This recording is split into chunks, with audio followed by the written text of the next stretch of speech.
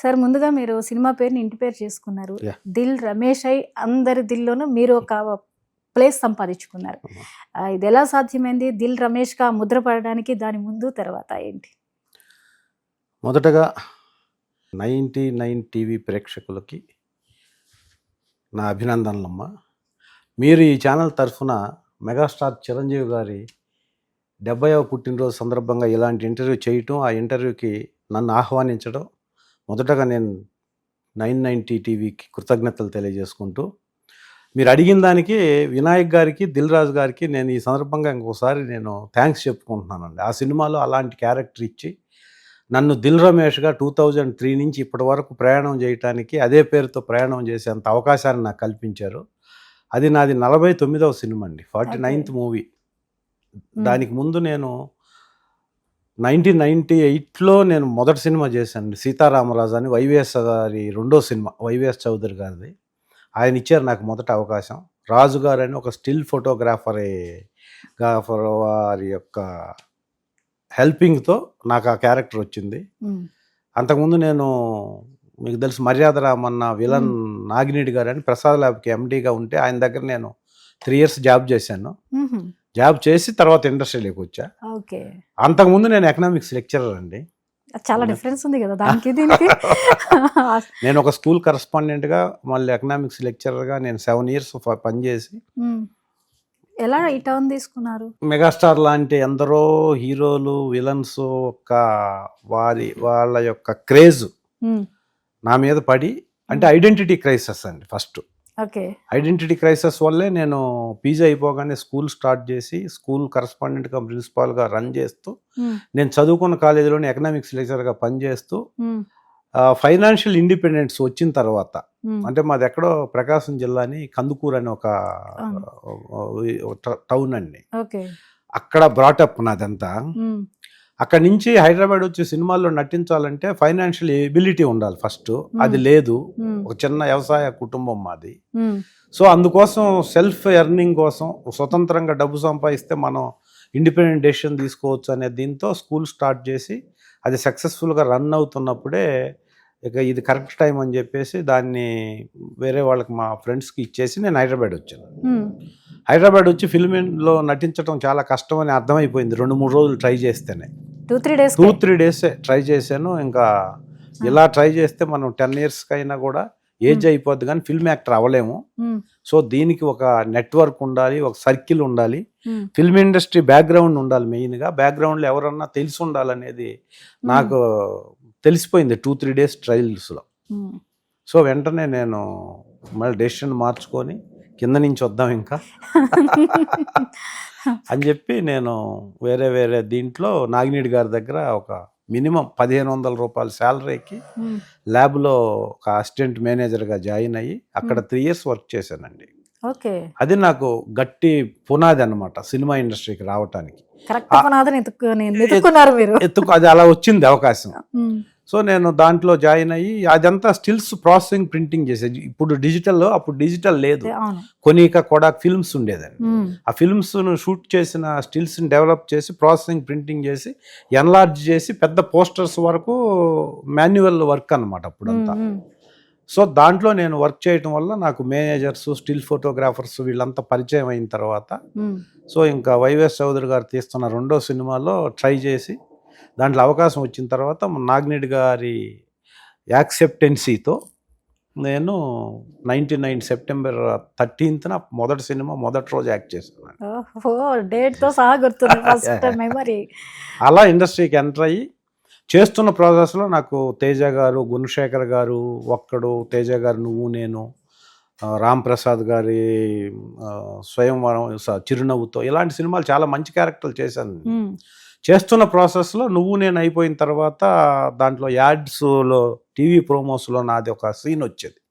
అది చూసి వినాయక్ గారి సినిమాలో, దిల్ సినిమాలో ఆడిషన్ చేసి నాకు అవకాశం వచ్చింది. సో అది చిన్న క్యారెక్టర్ కాస్త గ్రాడ్యువల్గా ఆ స్టోరీ డెవలప్లో నా క్యారెక్టర్ పెరగటం, అది 4-5 days క్యారెక్టర్ అంత 25 days వర్క్ చేయటం. అది అప్పట్లో 2003లో మెగా హిట్ దిల్ అనే సినిమా, పెద్ద హిట్. దాంట్లో నా క్యారెక్టర్ పేరు కూడా రమేషే. సో అలా అంతకుముందు ల్యాబ్ రమేష్ అనేవాళ్ళు నన్ను. ల్యాబ్ లో నుంచి వచ్చి వర్క్ చేస్తున్నాను కాబట్టి దిల్ తర్వాత దిల్ రమేష్ గా అది అలా ల్యాబ్ రమేష్ కాస్త వెళ్ళిపోయి దిల్ రమేష్ గా స్టాండ్ అయ్యే పరిస్థితి. దానికి అవకాశం ఇచ్చిన వినాయక్ గారికి, ఆ సినిమా మొదటి ప్రొడక్షన్ అండి, దిల్ రాజు గారి ఫస్ట్ ప్రొడక్షన్ అది, వారికి నేను థ్యాంక్స్ చెప్పుకుంటున్నాను మీ ఇంటర్వ్యూ సందర్భంగా. మొత్తానికి ఒక మంచి క్రేజ్ని సంపాదించుకున్నారు. దిల్ నుంచి ఒక పేరే మారిపోయింది, మనకు ఒక ఇంటి పేరు వచ్చి యాడ్ అయిందంటే చాలా తక్కువ మంది కదా ఇండస్ట్రీలో సినిమా పేరుని ఇంటి పేరుగా మార్చుకొని ఉన్న ఆర్టిస్టులు వెరీ రేర్ గా ఉంటారు, కొద్ది మందికి అదృష్టం దక్కుతుంది, అలా వచ్చింది. ఎస్, మరి మూవీ ఇండస్ట్రీలో అసలు మీరు డిఫరెంట్ ఫీల్డ్ నుంచి వచ్చి చాలా జాగ్రత్తగా ప్లాన్ చేసుకుని ఇండస్ట్రీలో సెటిల్ అయిపోయారు, భిన్నమైన పాత్రలు చేసుకుంటూ వచ్చారు. ప్రతి ఒక్కరి సక్సెస్ వెనుక కానివ్వండి, లేదా మూవీల్లో ముందుకు వెళ్ళడం కానీ, ఈ ఆర్టిస్ట్ అవ్వాలని నిర్ణయం తీసుకునే విషయాల్లో ప్రతి ఒక్కరు ఒక ఎగ్జాంపుల్గా మెగాస్టార్ని చెప్తూ ఉంటారు. మీకు నటనలో కానీ లేకపోతే ఆయన్ని చూసినప్పుడు మీకు ఏమైనా ఇన్స్పిరేషన్ కలిగిందా? ఆయనది చెప్పాలంటే మాటలు అంటే నా వర్డ్స్ సరిపోవు, అనితర సాధ్యమైన విద్వత్ అండి ఆయనది, అసామాన్యమైన ప్రతిభ, నిరంతర కృషి. ఈ మూడుకి నిదర్శనం ఎవరు అంటే మెగాస్టార్ అని చెప్పొచ్చు. అంటే నేను ఇన్స్పిరేషన్ అవటం ఏంటి, నేను ఇన్స్పైర్ అవటం ఏంటంటే చాలా మందికి అంటే అస్సలు బ్యాక్గ్రౌండ్ లేకుండా సినిమా ఇండస్ట్రీ అంటే ఏంటో తెలియకుండా నేను సినిమా ఇండస్ట్రీకి పోవాలి అంటే మొదట గుర్తొచ్చేది పై లెవెల్లో ఒక టాప్ పొజిషన్లో ఎవరంటే మెగాస్టారే. అప్పటి నుంచి ఇప్పటి వరకు కూడా ఆయన్ని చూసి వచ్చి ఇప్పుడు హీరోలుగా ఎదిగి హీరోలుగా స్టాండ్ అయిన వాళ్ళు ఉండొచ్చు. Before coming film industry including Chiranjeevi గారితో కంపేర్ చేసి చూస్తే బిఫోర్ మాకు తెలీదు. ఇప్పుడు ఆయనది నాకు అమితమైన ఇష్టమైన సినిమా ఆయన విలన్గా చేశాడండి ఒక సినిమా, పున్నమి నాగు అని. పున్నమి నాగులో యాక్చువల్గా చిరంజీవి గారు విలను, నరసింహరాజు గారు హీరో. కానీ ఒక విలన్కి అంటే అంతకుముందు చాలా మందికి వచ్చి ఉండొచ్చు, మా జనరేషన్లో ఆ సినిమా వచ్చినప్పుడు నేను 6th క్లాస్, 1980లో వచ్చింది పున్నమి నాగు. అప్పుడు సినిమాలు హిట్ అయిందంటే రిలీజ్ ఉండేది ఒక 50 times 40 times. ఇప్పుడు నా కృష్ణ గారి, ఎన్టీ రామారావు గారి రిలీజే 100 సార్లు అయిన సినిమాలు ఉన్నాయి. సో ఈ పున్నమి నాగ్ అనే సినిమా నేను 6th క్లాస్లో ఉన్నప్పుడు రిలీజ్ అయింది, అప్పుడు తెలియదు మాకు. నేను 9th క్లాస్కి వచ్చేసరికి ఆ సినిమా రిలీజ్ అయింది 2-3 సార్లు. సో అప్పుడు సినిమాలు చూసి సినిమాలు డైజెస్ట్ చేసుకునే ఏజ్ వచ్చేసరికి వచ్చిన తర్వాత 1-2 సినిమాల్లో నేను చూసి ఇన్స్పైర్ అయ్యి అసలు ఏంటిది విలన్కి ఇంత క్యారెక్టర్ ఇంత ఇది అని నేను ఫస్ట్ గెస్ట్ చేసిన సినిమా పున్నమి నాగ్ అండి. ఆ తర్వాత 10-15 సార్లు నాన్ స్టాప్గా మా ఊర్లో సినిమా వచ్చిపోయే లోపు ఒక 25 days 30 days రిలీజ్లో కూడా ఆడిన సినిమాల్లో ఈ పున్నమి నాగ్ ఒకటి. అవి వచ్చి వెళ్ళిపోయే లోపు నేను ఒక 15 times ఆ సినిమాని చూసి ఉంటాను విలన్ క్యారెక్టర్ మీద అభిమానంతో. సో అట్లాగా అసలు ఆయన్ని చూసి ఫిల్మ్ ఇండస్ట్రీకి వచ్చాను అని చెప్పను, కానీ నేను ఫిల్మ్ ఇండస్ట్రీకి రావడానికి మా నాన్న కారణం అండి. చిరంజీవి గారు ఆబ్వియస్లీ అసలు ఇక్కడ నెల్లూరు, మాది కందుకూరు అండి. కందుకూరు పక్కన ఒక 90-95 kilometers నెల్లూరు. అంత డిస్టెన్స్ లో కూడా మా జిల్లా నుంచి వెళ్ళాడు, మా పక్క జిల్లా నుంచి వెళ్ళాడు అనుకుంటుండేవాళ్ళు అనమాట ప్రీవియస్ వాళ్ళు అంతా, మా సీనియర్స్. అభిమానం అసలు అభిమానం కాదండి, కోసేసుకునే అంత ఇదన్నమాట అప్పట్లో. సో ఏమీ లేకుండా ఎవరూ తెలియకుండా ఇండస్ట్రీకి వెళ్ళి ఈ స్టేజ్కి వచ్చాడు అనే దానికి సింబాలిక్ అంట, ల్యాండ్ మార్కింగ్ ఆయన. సో అలా అభిమానం ఆ సినిమాలు చూసిన తర్వాత, ఆ తర్వాత ఎన్నో సినిమాలు అండి, పసివాడి ప్రాణం, ఎముడికి మొగుడు, దొంగ, ఇలా ప్రతి సినిమాలో పాటల కోసం, అత్తకేముడు అమ్మాయికి మొగుడు సినిమాల్లో పాటల కోసం వెళ్ళి ఆయన డ్రెస్సింగ్ స్టైల్ చూసి ఆయన టీషర్ట్లు ఎక్కడో గోవాలోనో ఎక్కడో మైసూర్లోనో దొరుకుతున్నాయి అంటే మా ఎడ్యుకేషనల్ టూర్కి వెళ్ళినప్పుడు కొనుక్కొని వాటిని వేసుకొని తిరిగిన బ్యాచ్ల్లో తిరిగిన మనుషుల్లో నేను ఒకడిని. అవన్నీ జరిగాయండి. ఆ ఇంప్రెషను ఆ ఇన్స్పిరేషను మొదటి నుంచి ఉండి, దానికంటే ముందు మాది అగ్రికల్చర్ ఫ్యామిలీ, చిన్న ఫ్యామిలీ అయినా నేను సినిమాలకి వెళ్ళాలి, ఐడెంటిటీ ఇక్కడ కంటే అక్కడ ఎక్కువ ఉంటుంది, సినిమా యాక్టర్ అవ్వాలి అన్న ప్రాసెస్లో నేను ప్రజానాట్య మండలిలో యాక్టివ్ పార్ట్ ఉండేదాన్ని, ఏకపాత్రలు, నాటకాలు వేస్తూ. ఆ టైంలో సినిమా ఇండస్ట్రీకి వెళ్ళాలంటే ఇక్కడ ఉన్న అందరికంటే మనం స్పెషల్గా ఉండాలి. ఏదో ఒక స్పెషల్గా ఉంటేనే సినిమా, నార్మల్గా ఉంటే మనం ఎందుకు వెళ్తాం, అందరూ వెళ్తారు కదా అని నేను డ్యాన్స్ నేర్చుకున్నానండి. బ్రేక్ డ్యాన్స్ మా ఊరు నుంచి ఒక 15 కిలోమీటర్ల సైకిల్ మీద వెళ్ళి నేర్చుకునేది. కరాటే నేర్చుకున్నాను, కరాటే తైకోండ్లో రెడ్ బెల్ట్ నేను. ఫ్లూట్ నేర్చుకున్నాను. అంటే ఏదో ఒక దాంట్లో మనకి ఒక స్పెషలైజేషన్ ఉండాలి అని. ఇవన్నీ మాకు నేను 90sలో డిగ్రీ అండి, 85 నుంచి ఇంటర్, 85, 86 ఇంటరు, 90కి డిగ్రీ అయిపోయింది.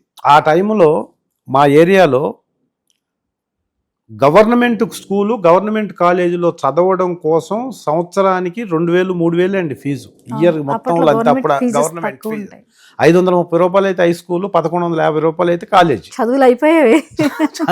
బుక్స్ కూడా సెకండ్ హ్యాండ్ కొనుక్కునేది ఎవరో ముందు చదివిన బ్యాచ్లో.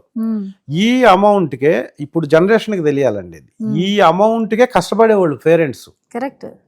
2000 ఫీజు ఇప్పుడు కాకపోతే ఇంకో 15 రోజుల తర్వాత కడతామనేది ఎప్పుడు అడగగానే ఫీజు కట్టిన చరిత్రలో ఏ పేరెంట్కి లేదండి అప్పుడు. ఎందుకంటే అసలు ఎడ్యుకేషన్కి మనం చదువుకుంటామని చదివిన వాళ్ళు ఎవరో టీచర్లు, అప్పట్లో రెవెన్యూ డిపార్ట్మెంట్లో పనిచేసేవాళ్ళు ఫ్యూ మెంబర్స్ ఉండేది, గవర్నమెంట్ ఎంప్లాయీస్. ఎడ్యుకేషన్ వాల్యూ వాళ్ళకి తప్ప అగ్రికల్చరల్ ఫ్యామిలీస్లో ఉన్న వాళ్ళకి ఎవరికి పెద్ద ఎడ్యుకేషన్ పెద్దగా దానికి అంత ఇంపార్టెన్స్ ఇచ్చి మన నర్సరీ జరిపేయాలి ఈ ఏజ్కి ఇది అనేది ఏం లేదండి. అప్పట్లో ఇంతలా లేదు అసలు. మేము కాలేజీకి వెళ్ళమంటే పొలం రానేవాళ్ళు, స్కూల్కి వెళ్ళమంటే పొలం రాని, పొలం పోవాల్సి వస్తుందని స్కూల్కి వెళ్ళిన రోజులు అన్నమాట.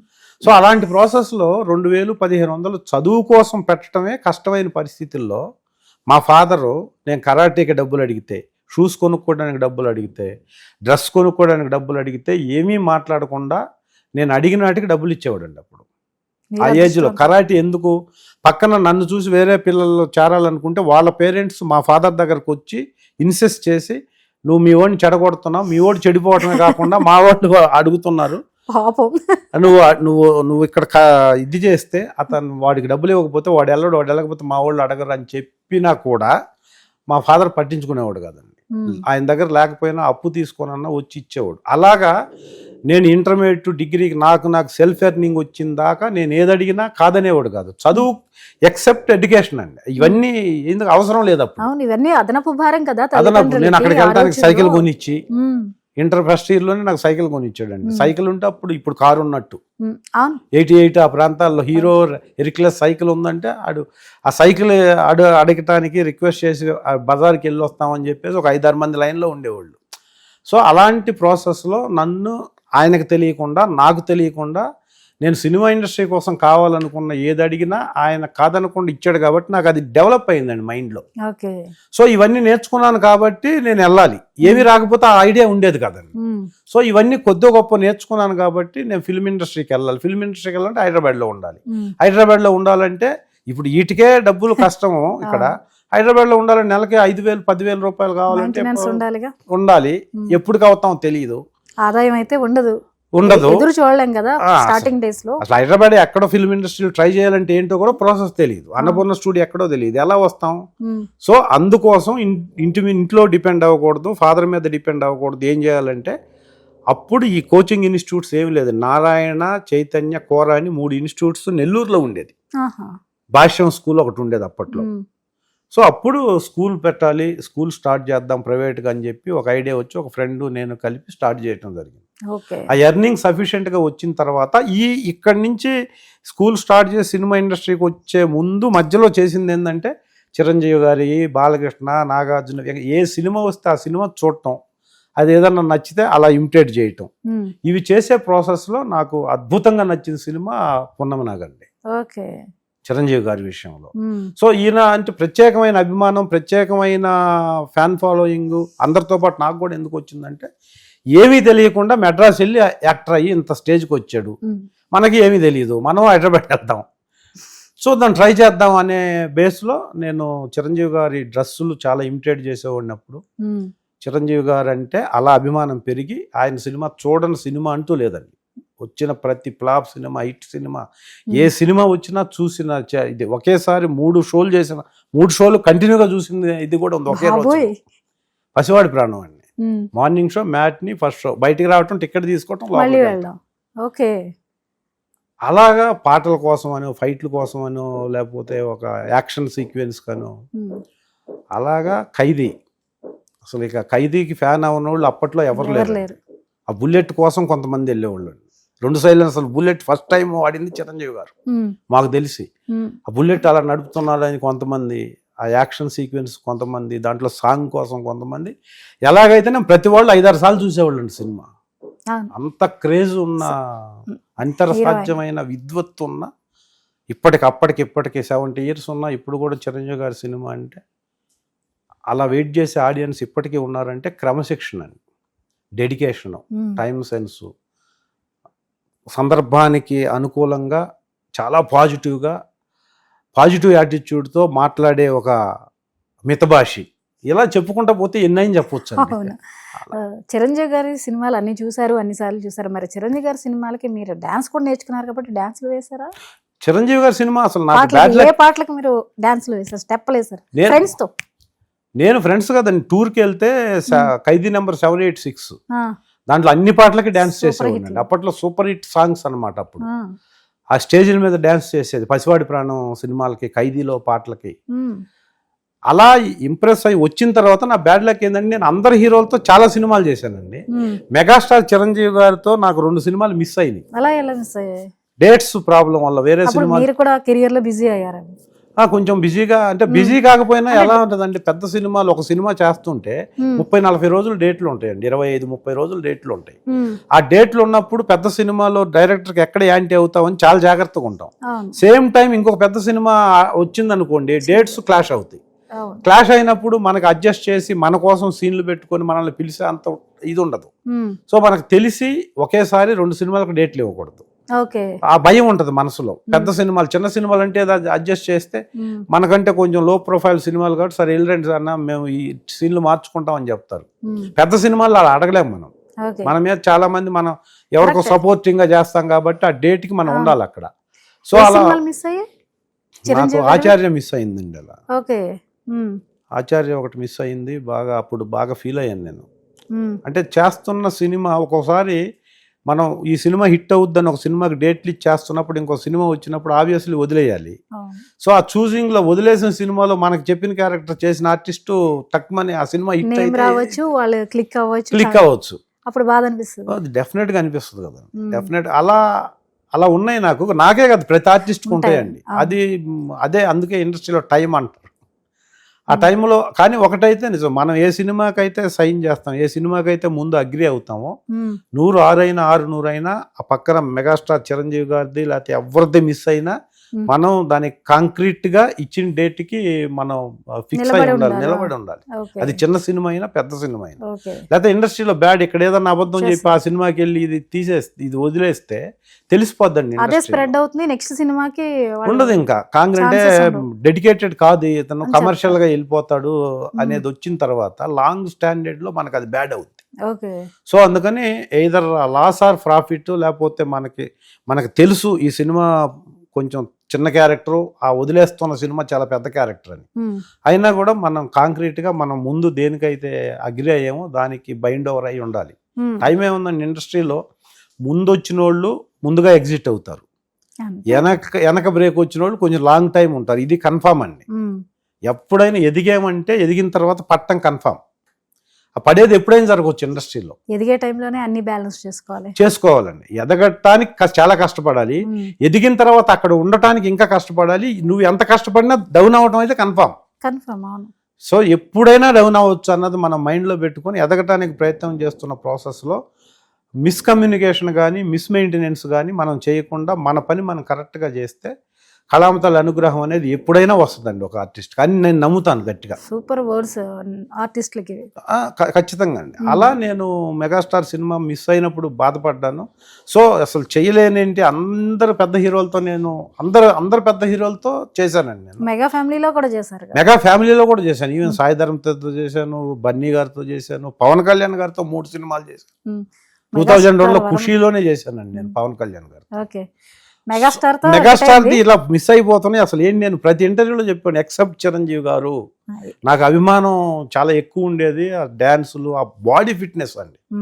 నేను ఒకటైతే చిరంజీవి గారిని చూసి నేను చేసింది ఏంటంటే 87లోనే నేను ఓపెన్ బార్ నేను పెట్టానండి మా ఊర్లో. ఓకే. ఓపెన్ ఈ జిమ్ములు కాకుండా ఓపెన్ బార్ అని ఉండేదన్నమాట. ఈ పులప్స్ అవి చేయటానికి ఓపెన్ బార్ సిమెంట్ ఇది చేసి సిమెంట్ స్ట్రక్చర్ తో నేను స్టార్ట్ చేశాను 87లో. బ్రాటప్ అంటే చెస్ట్ బ్రాటప్ గా ఉండాలంటే ఖచ్చితంగా చిరంజీవి గారు లాగా ఎక్సర్సైజ్ చేయాలి అని చెప్పి అది ఒకటి మాత్రం ఇప్పుడు ఈ ఇంటర్వ్యూ సందర్భంగా నాకు గుర్తొచ్చింది. అదే ఆయన మా ఖైదీలో బేర్ బాడీతో ఉంటాడు, తర్వాత అడవి దొంగలో ఉంటాడు బేర్ బాడీతో. అవి చూసి అలా ఫిట్నెస్ మెయింటైన్ చేయాలంటే ఖచ్చితంగా జిమ్ చేయాలి. జిమ్ అంటే తెలియదు అసలు అప్పుడు బార్ తెలుసు, ఓపెన్ బార్ ఉండేది. అది ఆ ఓపెన్ బారు కరెక్ట్ గా పశువుల హాస్పిటల్లో పశువుల్ని లోపల దోలి చెక్ చేయడానికి పెట్టుండేవాళ్ళు అండి. దాన్ని మోడిఫై చేసి ఓపెన్ బార్లు పెట్టి మేము అంతా యూత్ అంతా దాని దగ్గర వెళ్ళి ఇసుకు పోసి కింద చేయటం స్టార్ట్ చేసాం అప్పుడు. అలాగా చేస్తూ ఇంత అభిమానం, నేను ఇండస్ట్రీకి వచ్చాను, దిల్ రమేష్ అనేది ఒక చిన్న ఇమేజ్, పర్సనల్ ఇమేజ్ ఒకటి వచ్చింది. ఎంత ట్రై చేసినా చిరంజీవి గారి వర్కౌట్ అవ్వట్లేదు అని చెప్పి ప్రతి ఇంటర్వ్యూలో దాదాపు మొన్న ఒక 3-4 ఇయర్స్ వరకు ఎక్సెప్ట్ చిరంజీవి గారు అందరు హీరోతో చేశానండి అని చెప్పేవాడిని. బై గాడ్ గ్రేస్ 2-3 సినిమాలు మిస్ అయినా నేను గాడ్ ఫాదర్లో మళ్ళీ చేశానండి. గాడ్ ఫాదర్ తో ఒకే సినిమా చేశాను ఇప్పటికి చిరంజీవి గారిది. బయటపడ్డానండి. ఇప్పుడు గాడ్ ఫాదర్ లో నేను నయనతారకి సపోర్ట్ చేసే ఒక ఎమ్మెల్యేస్ లో నేను ఒకడిని. సో ఇప్పుడు ఎక్సెప్ట్ అనేది లేకుండా ఇంక్లూడింగ్ చిరంజీవి గారితో కూడా చేశాను నేను అనేది చాలా ప్రౌడ్. నేను ఒక్క సినిమా చేసినా కూడా 10 సినిమాలు చేసినంత హ్యాపీగా ఫీల్ అవుతున్నాను. ఎందుకంటే ఏ ఇంటర్వ్యూకి పోయినా మీరు మెగాస్టార్తో ఏం చేసేవారు ఇవన్నీ చెప్పిన తర్వాత మరి మెగాస్టార్తో అనేవాళ్ళు. ఎక్సెప్ట్ ఆయనేనండి, అదే నా అంబిషన్. సో ఇప్పుడు మీ 70 ఇయర్స్ సందర్భంగా చిరంజీవి గారితో ఇంకా ఆయన చాలా యాక్టివ్గా సంవత్సరానికి 2 సినిమాలు చేస్తున్నాడు కాబట్టి ఫ్యూచర్లో డెఫినెట్గా ఆయనతో కలిసి యాక్ట్ చేసే అవకాశం రావాలని కోరుకుంటున్నాను. ట్రై చేస్తున్నారా? డెఫినెట్గా అండి, డెఫినెట్గా ట్రై చేస్తాం. పెద్ద ఇప్పుడు మాకు ఇది జస్ట్ లైక్ బిజినెస్. మనకు కావాల్సిన వాళ్ళ దగ్గరికి మనం వెళ్తాం, మనం కావాల్సిన వాళ్ళు మన దగ్గరకు వస్తారు. సో మనకు కావాల్సిన వాళ్ళు మన దగ్గరకు వచ్చేది 10 మంది ఉంటే మనం 20 మంది దగ్గరికి మనకు కావాల్సిన వాళ్ళ దగ్గరికి వెళ్ళాలని. అంటే సస్టైన్ అవ్వాలి కదండి ఇక్కడ. అంటే సస్టైన్ అవ్వాలంటే ఇండస్ట్రీతో పరిచయం, కమ్యూనికేషన్ రెగ్యులర్ గా డెఫినెట్గా ఉండాలండి. అంటే ప్రతిరోజు ఒక సపోజ్ తీసుకుని ప్రతిరోజు ఒక 100 మంది న్యూ ఆర్టిస్టులు వచ్చే ఫీల్డ్ అండి ఇది. ఇప్పుడు హెవీ కాంపిటీషన్. ఈ కాంపిటీషన్ లో మనం ఎక్కడ ఒక 1 ఇయర్ ఎక్కడన్నా కనపడకుండా ఏదన్నా సపోజ్ మనకు పర్సనల్ ప్రాబ్లం వచ్చి, హెల్త్ ప్రాబ్లం ఏదన్నా వచ్చి కనపడలేదు అంటే వెనక్కి వెళ్ళిపోయినట్టేనండి. ఇంకా ప్రతిరోజు ఇండస్ట్రీతో టచ్ లో ఉండాలి. ఏదర్ నువ్వు ఉండాలంటే లాంగ్ రన్ లో. అంటే నాకు పేరు వచ్చింది కాబట్టి అవకాశాలు వస్తాయి అనుకోవడానికి లేదు. ఇప్పుడు లేదండి, ఇప్పుడు వస్తారు. ఇప్పుడు కొన్ని చిన్న సినిమాలు ఉన్నారండి, న్యూ కమర్స్ ఉన్నారు. ఇప్పుడంతా 25 ఇయర్స్ లోపే డైరెక్టర్లు అయిపోతున్నారు. ఇంతకు ముందు అంటే అసిస్టెంట్ గా కొన్ని సినిమాలు, అసోసియేట్ గా కోడక్టర్ అయితే అప్పటికి 35-40 వస్తే అప్పుడు డైరెక్టర్లు అయ్యే సిస్టమ్ ఉండేది. ఇప్పుడు ఏం లేదు, ఇప్పుడు డైరెక్ట్ గా 25 ఇయర్స్కే పెద్ద సినిమాలు చేసే వాళ్ళందరూ 35 బిలో ఉన్నోళ్ళే. సో అలా వస్తున్నారు కాబట్టి ఇప్పుడు నేను 27 ఇయర్స్ అండి ఇప్పటికి నేను ఇండస్ట్రీకి వచ్చి 27. ఇప్పుడు 25-30 లోపు డైరెక్టర్లు అవుతున్నారంటే వాళ్ళకి సినిమా నాలెడ్జ్ వచ్చేవాళ్ళకి నేను యాక్టర్ని. సో వాళ్ళకి ఏముంటది, సీనియర్లకు చేదస్తం ఉంటది, వాళ్ళు మన మాట వినరు, ఇలా ఏమన్నా అనుకునే ప్రమాదం ఉండి వాళ్ళు కూడా సేమ్ ఏజ్ గ్రూప్ లో ఎవరు ఉన్నారని చూస్తుంటారు. ఈ ప్రమాదాలు కూడా ఇది ఓవర్కమ్ చేసి దిల్ రమేష్ అనే అతన్ని మనం ఒక క్యారెక్టర్ పెట్టుకుందాం, బాగున్నాడు, ఒక హీరోకి బావో లేకపోతే హీరోకి అన్నయ్య క్యారెక్టర్ గా ఫిజికల్ గా సూట్ అవుతాడు అని అతను అనుకొని నన్ను పెట్టుకునే ముందు నేనేంటి అనేది అతను వాట్ అబౌట్ దిల్ రమేష్ అనేది వాళ్ళు కనుక్కుంటారు. కనుక్కున్న తర్వాత అతను 9 గంటలకు రమ్మంటే 10కి వస్తాడు, లేకపోతే నైట్ షూటింగ్లు ఉంటే ఏదో నష్టపెడతాడు, చెప్పింది చేయడు, లేకపోతే డబ్బులకి ఎక్కువ డిమాండ్ చేస్తాడు. వీటిల్లో ఏ నెగిటివ్ పాయింట్ మనకున్నా మనకు తెలియకుండా మనం ఎగ్జిట్ అయిపోతామండి. ఆ ఒక్క సినిమాకి ఎగ్జిట్ అవుతాం. ఒక్క సినిమాకి ఎగ్జిట్ అయ్యంటే 10 సినిమాలకు అయినట్టే. ఎందుకంటే ఇంకొకళ్ళు కూడా అనాలిసిస్ ఉంటది కదా. సో కాబట్టి మనం ఏంటంటే ఎంత ఎదిగినా ఒదిగి ఉండాలి, లైక్ చిరంజీవి గారు అండి. ఎందుకంటే ఆయన ప్రెస్ మీట్లో వచ్చినప్పుడు చూస్తే ఎంత చిన్న డైరెక్టర్ల సినిమా ఏదన్నా హిట్ అయితే డైరెక్టర్ నెంబర్ తీసుకొని డైరెక్ట్గా చాలా బాగా చేసావు అని, లేకపోతే ఆ సినిమాలో ఎవరన్నా ఒక క్యారెక్టర్ బాగా చేస్తే పర్సనల్గా నెంబర్ తీసుకొని బాగా చేసావు, మంచి పెర్ఫార్మెన్స్ అంటే వాడికి 1000 ఏనుగుల బలం. అంటే ఇంకా నేను అయిపోయాను ఇండస్ట్రీలో, నాకు నందేవాడు వచ్చినట్టే అన్న ఫీలింగ్ ఉంటుంది కదా. అలా చాలా చూసి ఉంటాం మనం. ఆయనకి అది ఇంట్రెస్ట్ పర్సనల్గా కింద నుంచి వచ్చారు కాబట్టి యంగ్ డైరెక్టర్స్ తో పనిచేయాలి, చేయడం ఎంకరేజ్ చేయటం, కొత్త డైరెక్టర్లు ఎవరైనా హిట్ ఇస్తే హిట్ ఇచ్చిన డైరెక్టర్ సినిమాలు చేసిన ఇది కూడా ఉంది, అవునవును ఇప్పుడు చేస్తున్నారు ఆయన. అవును. సో చిన్న నటులను కూడా ఆయన ఎంకరేజ్ చేస్తారు కదా, చేస్తారండి. వీళ్ళ నటన బాగుంది అనుకుంటే తన సినిమాల్లో కూడా అవకాశాలు ఇచ్చేంత పెద్ద మనసు ఆయన. అవును, అవకాశాలు ఇవ్వటం అనేది ఆయన చేసే సినిమాలు ఇస్తే ఇవ్వచ్చు, లేకపోతే కానీ అప్రిషియేషన్ అనేది చాలా ఇంపార్టెంట్ అమ్మా ఇక్కడ.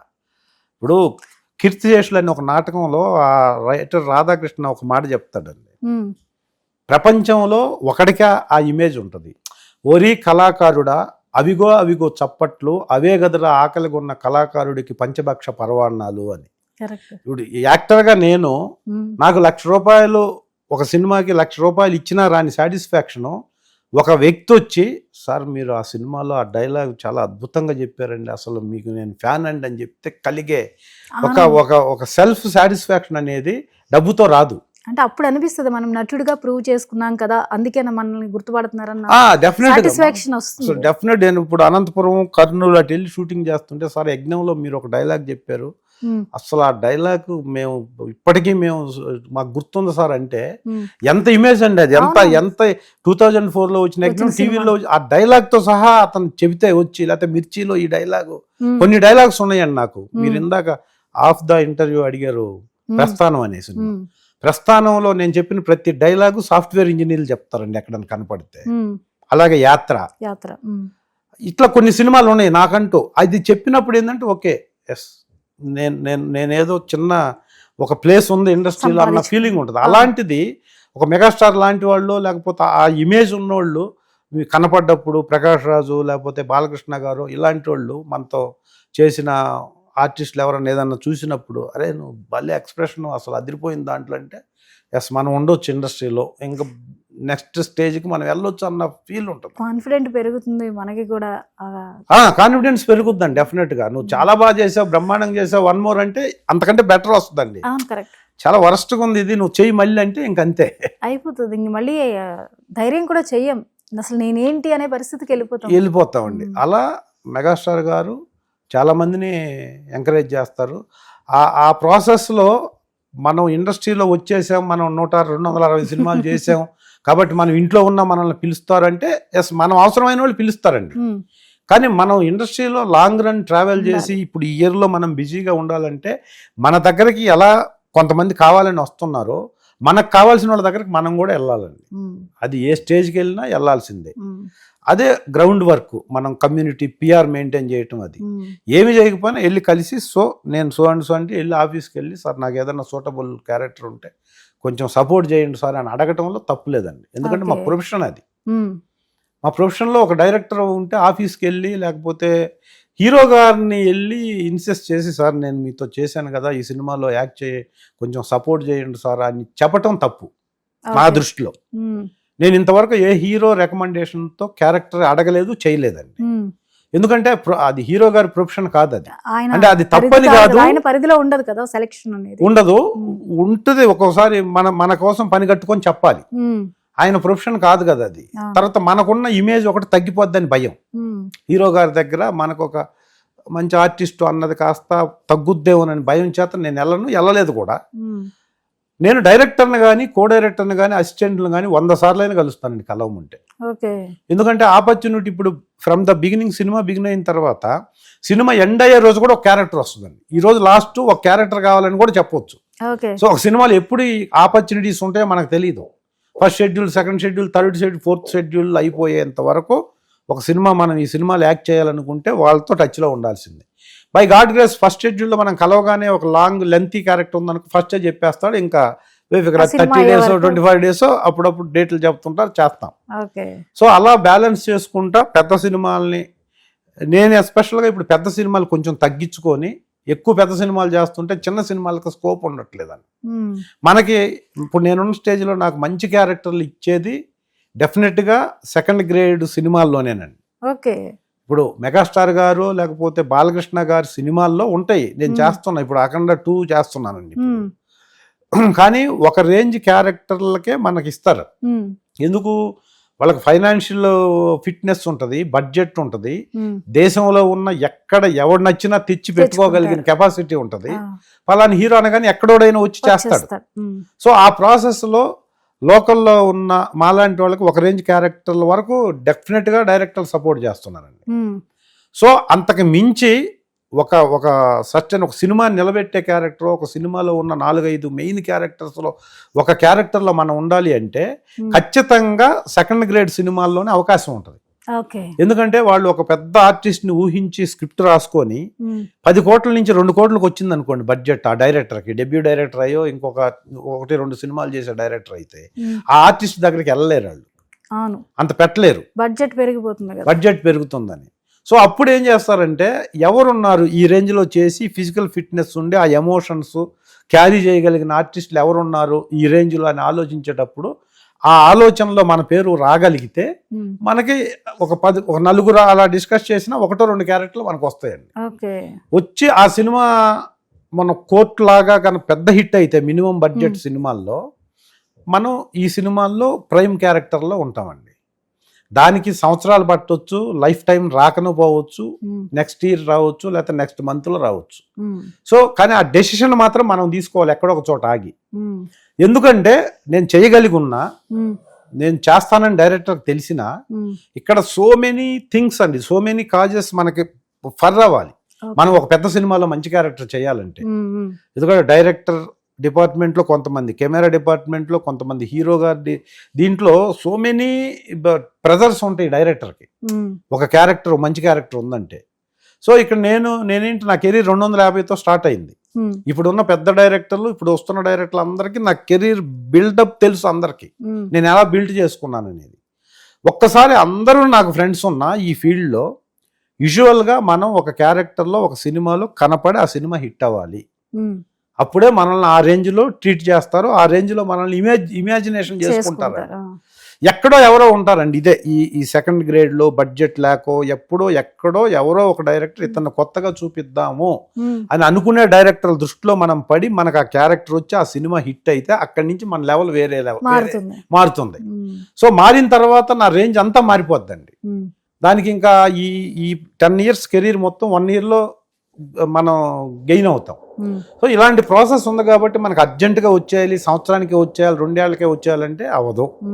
వచ్చిన దాకా వెయిట్ చేయాల్సిందే, అప్పటి వరకు ప్రయత్నం చేస్తూ ఉండాల్సిందే.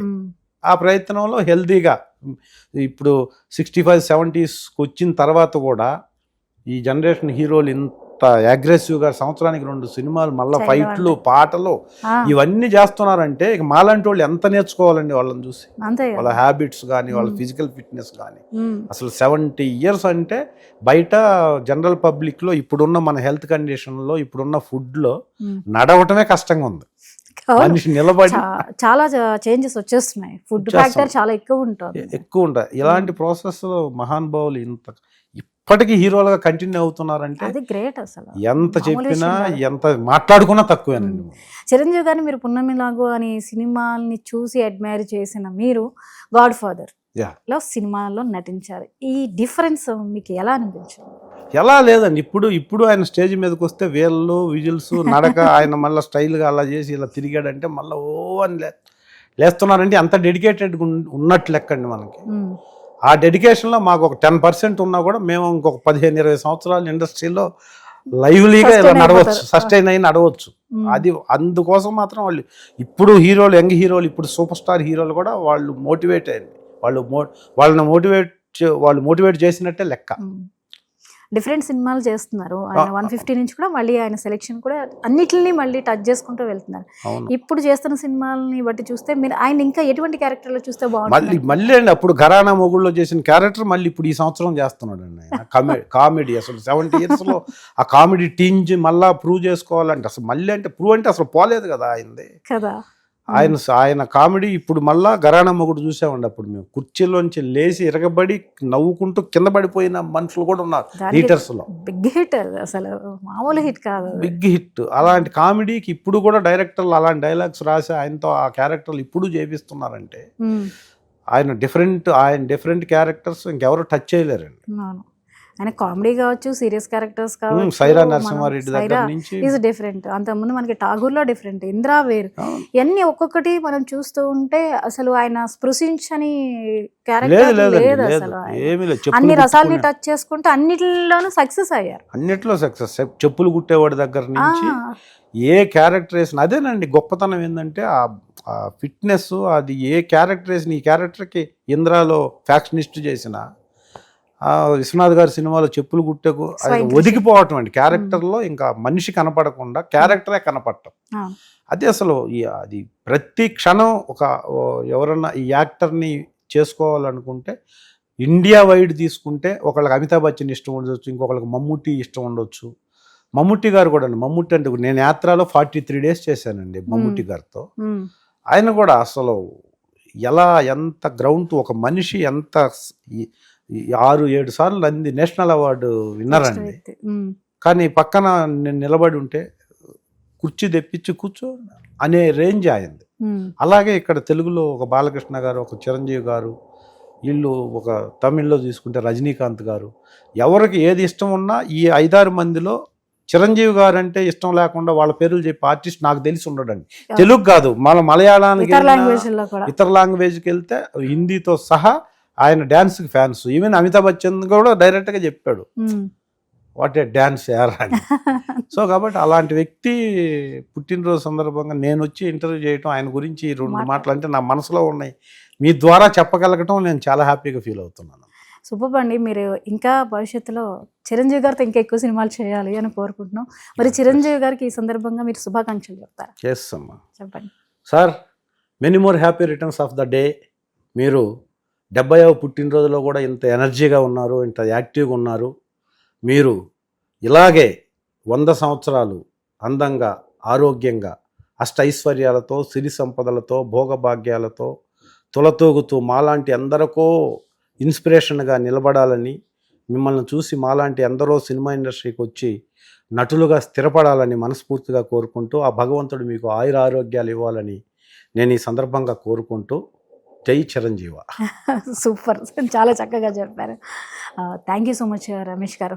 Thank you. సూపర్గా షేర్ చేశారు. ఒక నటుడికి ఏమేమి ఉండాలి, ఎలా ఉండాలి, ఏంటి, ఇలాంటి విషయాలను కూడా చాలా చక్కగా షేర్ చేశారు.